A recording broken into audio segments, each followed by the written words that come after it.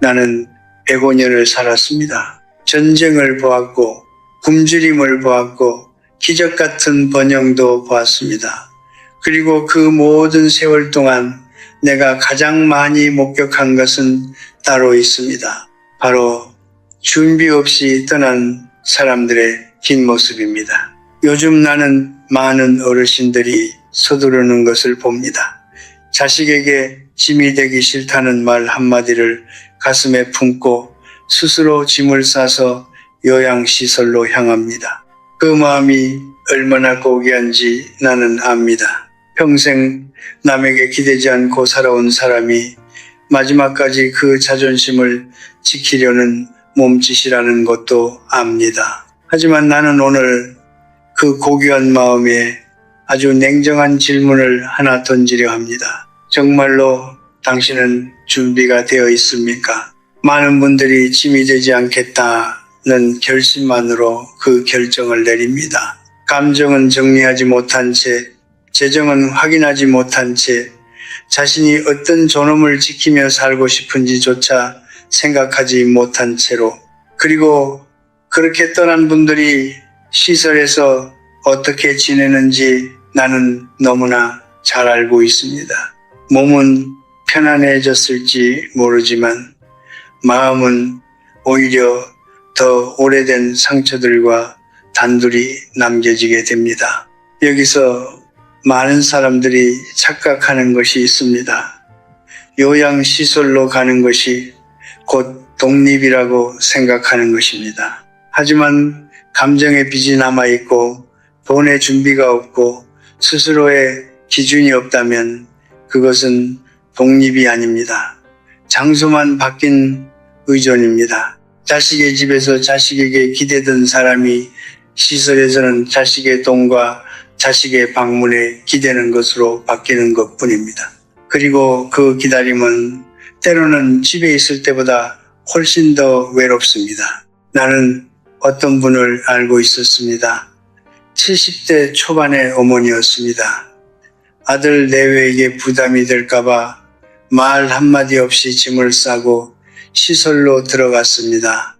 아들은 처음엔 고마워했습니다. 그런데 1년이 지났을 때 그 어머니는 창밖을 보며 이런 말을 했습니다.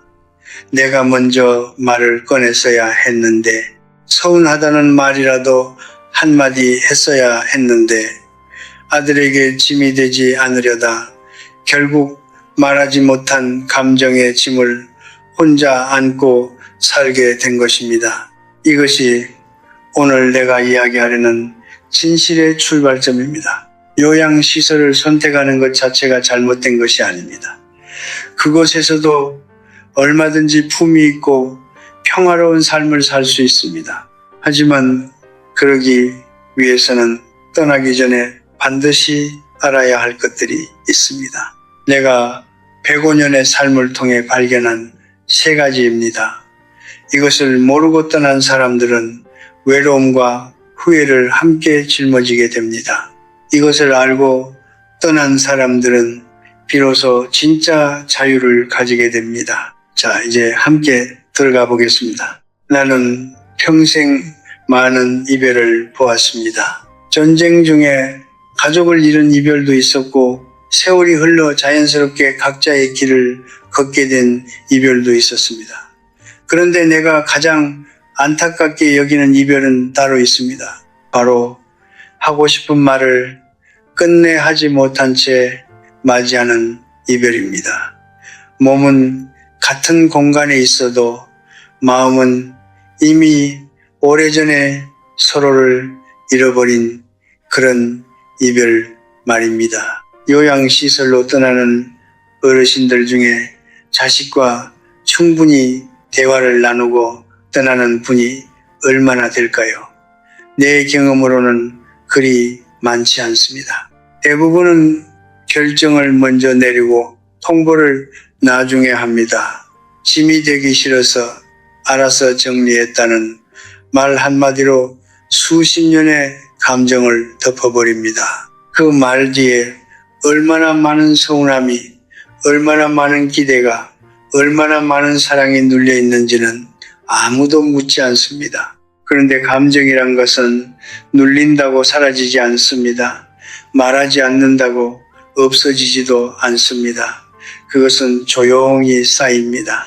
그리고 가장 취약한 순간에 가장 예상치 못한 방식으로 터져나옵니다. 시설에 들어간 지 석 달이 지난 어느 밤 아들의 전화가 뜸해졌을 때 명절에 며느리가 잠깐 들렀다 바쁘다며 돌아갔을 때 그때 비로소 말하지 못했던 감정들이 수면 위로 떠오릅니다. 하지만 그때는 이미 너무 늦어 있습니다. 나는 한 어르신의 이야기를 기억합니다.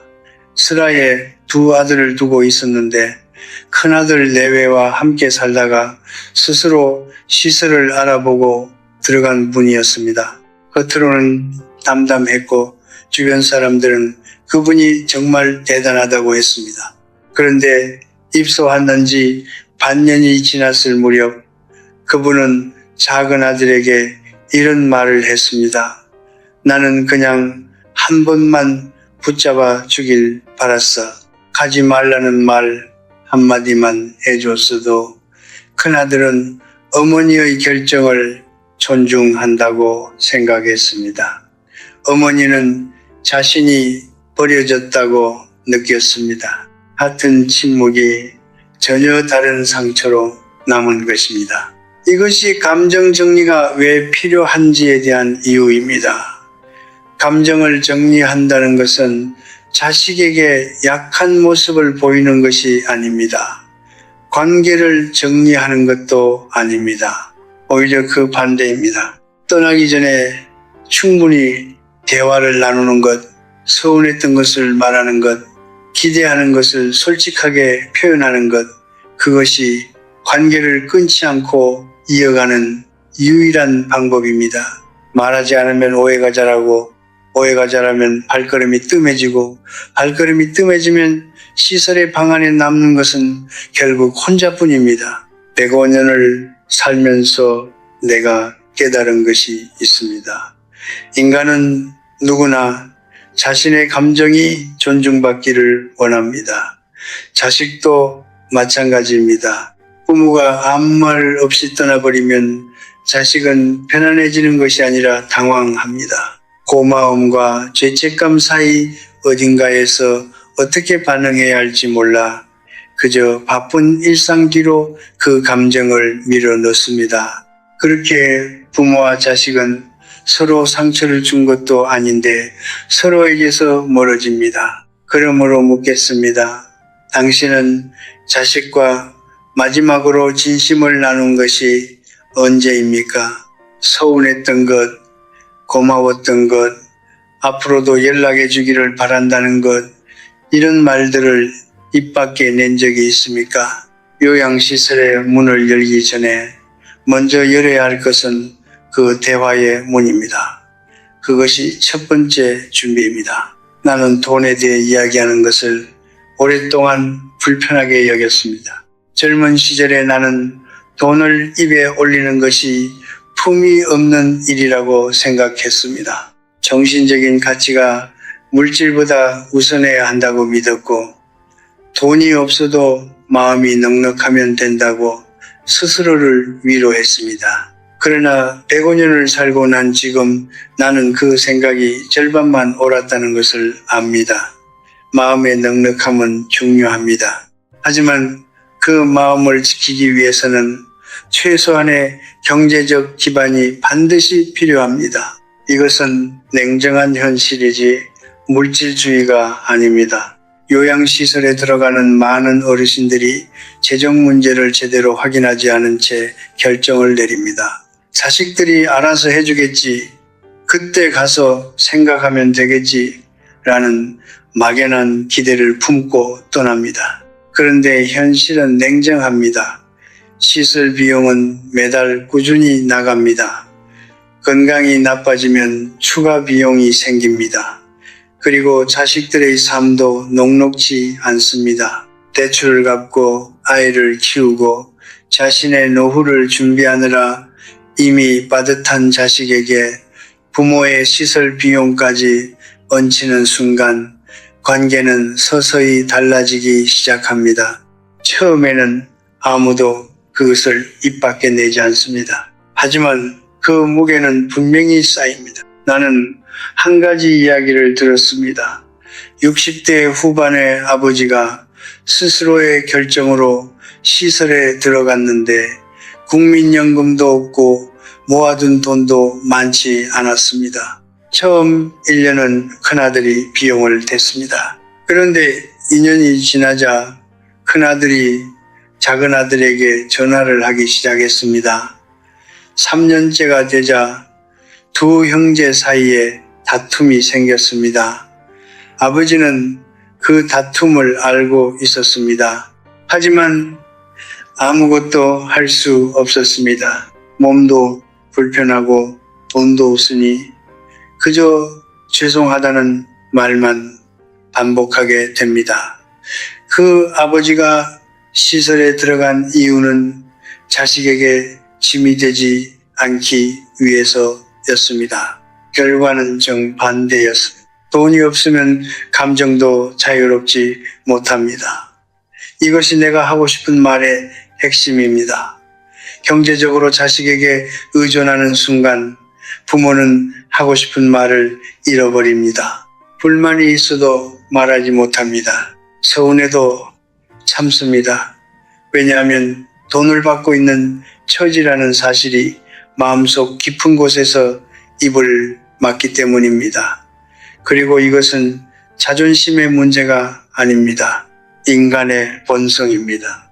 누군가에게 경제적으로 의존하는 사람은 그 사람 앞에서 온전한 자신으로 서기가 어렵습니다. 이것은 자식과 부모 사이에서도 마찬가지입니다. 그렇다면 어떻게 해야 할까요?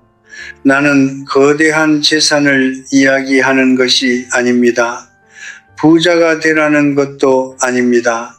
내가 말하는 것은 단 하나, 스스로 버틸 수 있는 최소한의 기반입니다. 매달 시설 비용의 일부라도 스스로 감당할 수 있는 수입이 있는지, 긴급한 의료비가 생겼을 때 자식의 눈치를 보지 않아도 되는 작은 여유가 있는지 그것을 지금 확인해야 합니다. 요양시설을 결정하기 전에 통장을 한 번 더 들여다보아야 합니다. 그것이 부끄러운 일이 아닙니다. 그것이 진정한 준비입니다. 나는 시설에서 존엄하게 사는 어르신들을 보았습니다. 그분들의 공통점은 단 하나였습니다. 작은 것이라도 스스로 감당할 수 있는 무언가가 있었다는 것입니다. 그것이 월 10만 원짜리 연금이든 작은 적금이든 상관없습니다. 중요한 것은 그 돈이 가져다주는 자유입니다. 부탁하지 않아도 되는 자유, 눈치 보지 않아도 되는 자유, 스스로 결정할 수 있는 자유. 그것이 바로 노후의 품위를 지탱하는 가장 조용하고도 강한 기둥입니다. 돈은 품위의 적이 아닙니다. 준비 없는 결정이 품위의 적입니다. 나는 오래 살았습니다. 너무 오래 살아서 내 주변에 많은 사람들이 먼저 떠났습니다. 친구들도 떠났고 제자들도 떠났고 나보다 젊었던 사람들도 떠났습니다. 그 많은 이별을 겪으면서 내가 가장 깊이 묻게 된 질문이 하나 있습니다. 어떤 사람이 끝까지 자기 자신으로 살다가 떠났는가? 그리고 어떤 사람이 끝에 가서야 자신이 누구였는지를 잃어버린 채 떠났는가? 그 차이는 재산에 많고 적음이 아니었습니다. 건강에 좋고 나쁨도 아니었습니다. 그것은 오직 한 가지에서 비롯되었습니다. 바로 자기 자신에 대한 기준이 있었느냐 없었느냐의 차이였습니다. 존엄이란 무엇입니까?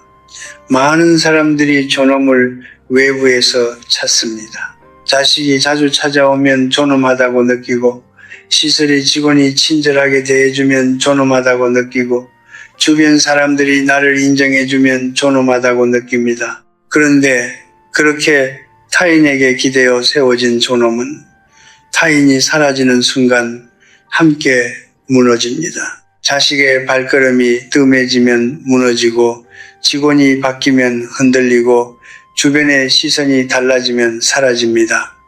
그것은 존엄이 아닙니다. 그것은 타인의 친절에 기댄 착각입니다. 진정한 존엄은 안에서 시작됩니다. 내가 어떤 사람인지, 나는 무엇을 소중히 여기는지, 나는 어떤 방식으로 대우받기를 원하는지, 그리고 어떤 상황에서도 내가 지키고 싶은 것이 무엇인지, 이 질문들에 스스로 답할 수 있는 사람은 어떤 환경에 놓이더라도 자신을 잃지 않습니다. 요양시설이라는 낯선 공간에서도, 처음 보는 사람들 사이에서도 몸이 예전 같지 않은 날에도 그 기준은 흔들리지 않고 남아서 그 사람을 지켜줍니다. 나는 한 분을 기억합니다.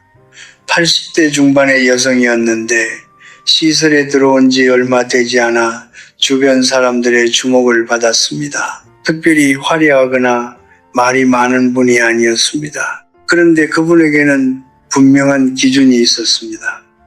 매일 아침 같은 시간에 일어나 세수를 하고 단정하게 옷을 입었습니다. 누가 보든 보지 않든 상관없이 식사 시간에는 천천히 감사하는 마음으로 먹었습니다. 누군가 무례하게 대하면 조용하지만 분명하게 자신의 의사를 전달했습니다. 그분은 자신이 어떻게 살고 싶은지를 알고 있었습니다. 그리고 그것을 매일 작은 행동으로 지켜냈습니다. 그것이 존엄입니다. 반면 나는 기준 없이 시설에 들어온 분들도 보았습니다. 처음에는 괜찮습니다. 새로운 환경에 적응하느라 바쁘고 직원들도 처음에는 친절합니다. 그런데 시간이 지날수록 그분들은 조금씩 작아집니다. 불편한 것이 있어도 말하지 못하고 하고 싶은 것이 있어도 눈치를 보고 자신의 하루가 타인의 스케줄에 따라 그냥 흘러가도록 내버려 둡니다. 그렇게 1년, 2년이 지나면 그분들의 눈빛에서 무언가가 사라집니다. 활기가 사라지는 것이 아닙니다. 자기 자신이 사라지는 것입니다. 그러므로 나는 묻겠습니다. 당신은 지금 자신에 대한 기준을 가지고 있습니까? 어떤 말을 들었을 때 상처가 되는지, 어떤 공간에서 편안함을 느끼는지, 하루 중 반드시 지키고 싶은 시간이 있는지, 타인에게 절대로 양보하지 않을 자신만의 원칙이 있는지, 이것들을 지금 한번 생각해 보십시오. 요양시설로 떠나기 전에 이 질문들에 답할 수 있어야 합니다. 왜냐하면 그 답들이 모여서 낯선 공간에서도 당신을 당신으로 지켜주는 울타리가 되기 때문입니다. 노후의 품위는 누군가 만들어주는 것이 아닙니다. 자식도 시설도 사회도 그것을 대신해 줄 수 없습니다. 그것은 오직 스스로 세우고 스스로 지키는 것입니다. 그리고 그 작업은 시설에 들어간 후에 시작하면 늦습니다. 지금 이 자리에서 시작해야 합니다. 나는 이 이야기를 하고 싶지 않았습니다. 아름다운 말로 마무리하고 싶었습니다. 희망을 이야기하고 따뜻한 위로를 건네고 모든 것이 잘 될 것이라는 말로 끝내고 싶었습니다. 하지만 105년을 살아온 사람으로서 나는 그렇게 할 수가 없습니다. 왜냐하면 내가 직접 보아온 것들이 그 아름다운 말들 뒤에 숨겨진 진실을 알고 있기 때문입니다. 그리고 그 진실을 외면한 채 떠난 사람들이 어떤 시간을 보내는지를 나는 너무나 가까이에서 목격했기 때문입니다. 나는 세 분의 이야기를 기억합니다. 모두 실제로 내가 알고 있었던 분들입니다. 이름은 밝히지 않겠습니다. 하지만 그분들의 이야기는 오늘 이 영상을 보고 있는 누군가의 이야기와 크게 다르지 않을 것입니다. 첫 번째는 70대 후반의 어머니였습니다.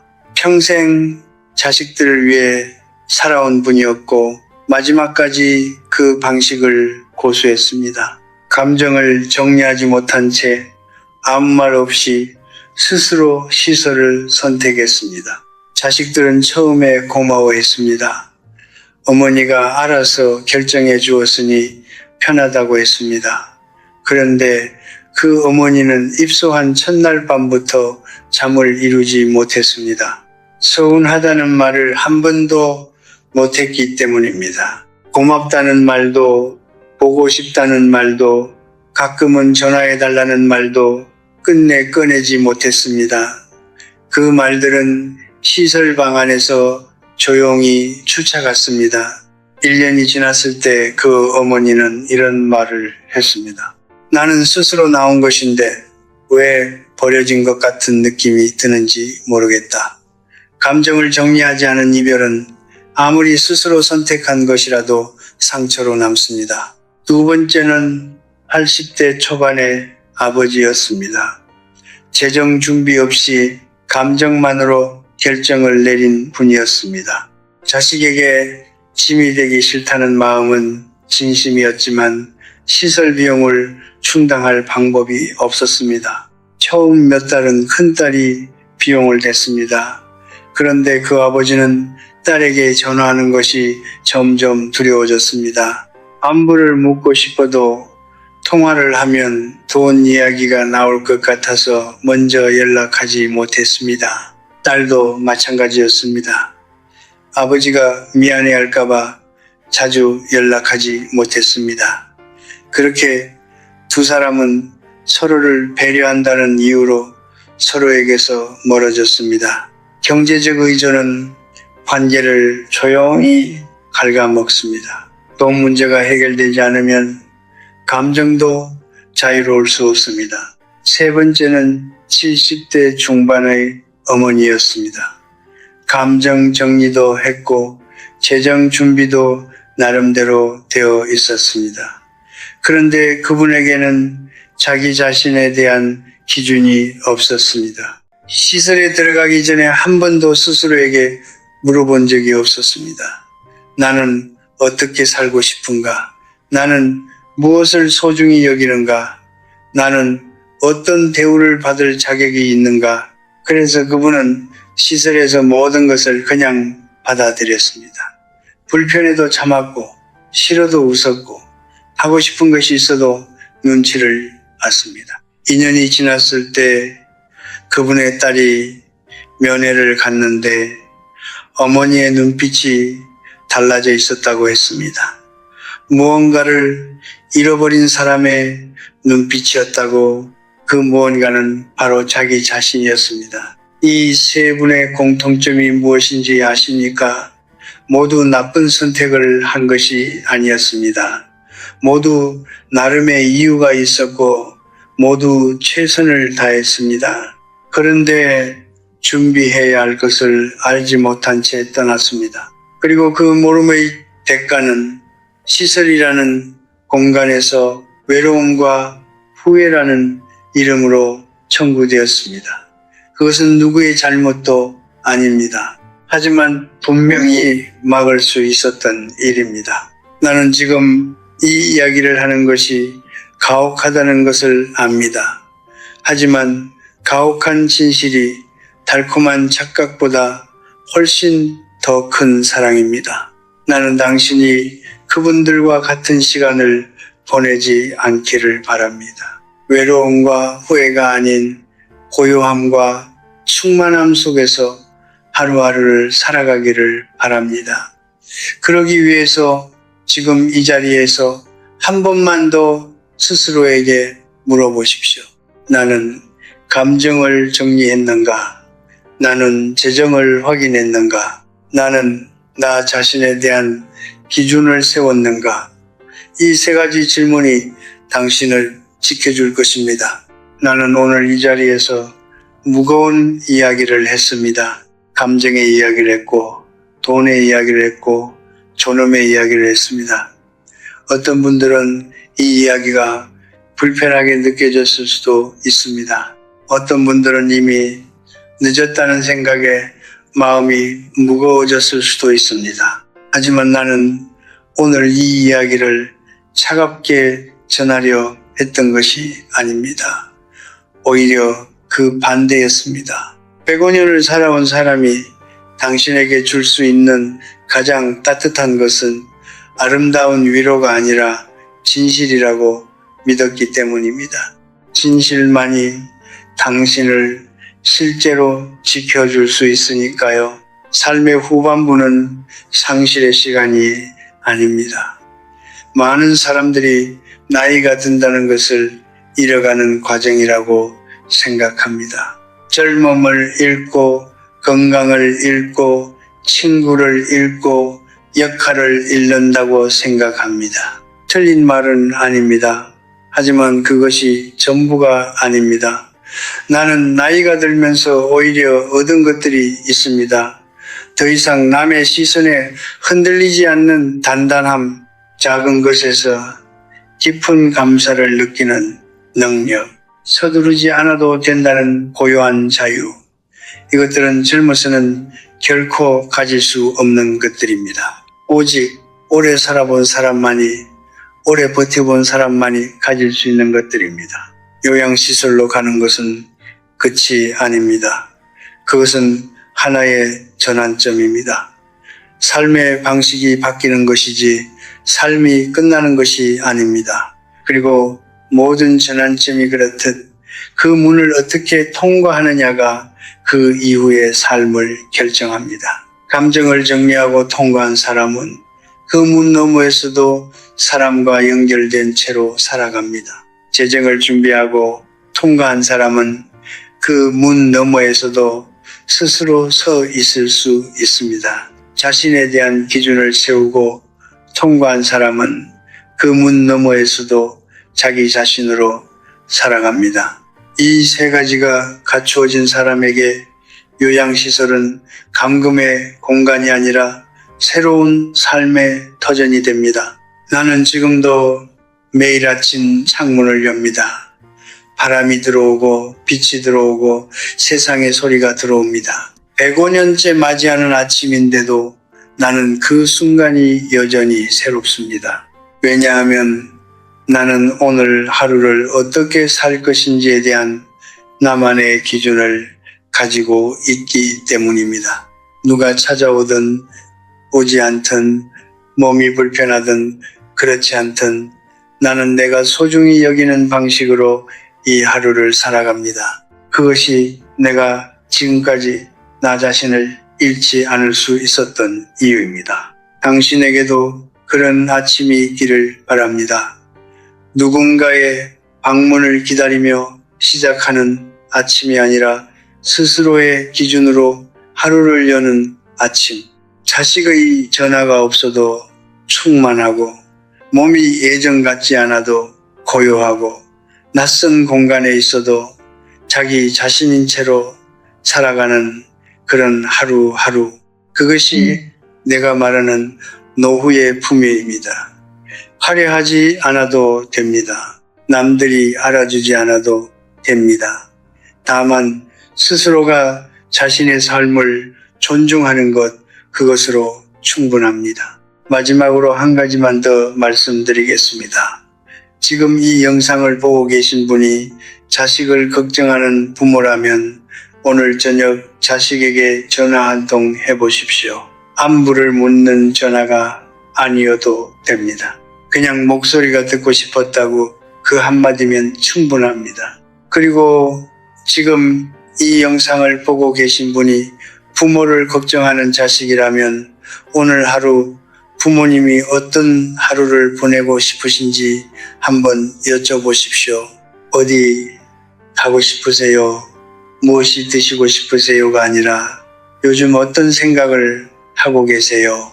라고 그 질문 하나가 수많은 말보다 깊은 연결을 만들어냅니다. 삶은 시끄러운 축제가 아닙니다. 삶은 조용한 지속입니다.